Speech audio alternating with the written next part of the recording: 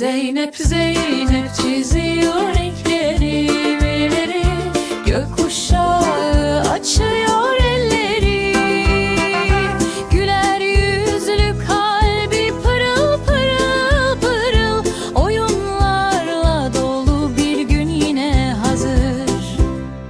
Sabah olur uyanır, güneş gibi parlar, defterine çizer hep yeni bir bahar. Çalışkan Zeynep koşar sevgiyle, her çizgisi yaşam dolu neşeyle. Zeynep Zeynep çiziyor renkleri, gökkuşağı açıyor elleri.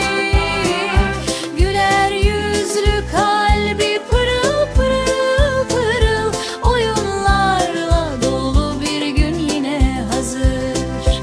Hakan'la birlikte koşar kahkahaya, bir bakmışsın oyun kurmuş havaya. Kardeşi için yapar yeni oyuncak, Zeynep gibi kalp bulamazsın kolay.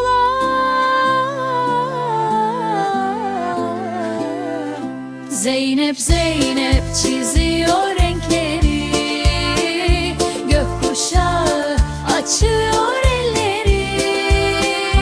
Güler yüzlü kalbi pırıl pırıl pırıl, oyunlarla dolu bir gün yine hazır. Çiz, koş, gül, oyna, bitmesin bu şenlik. Zeynep'in dünyası hep böyle renkli.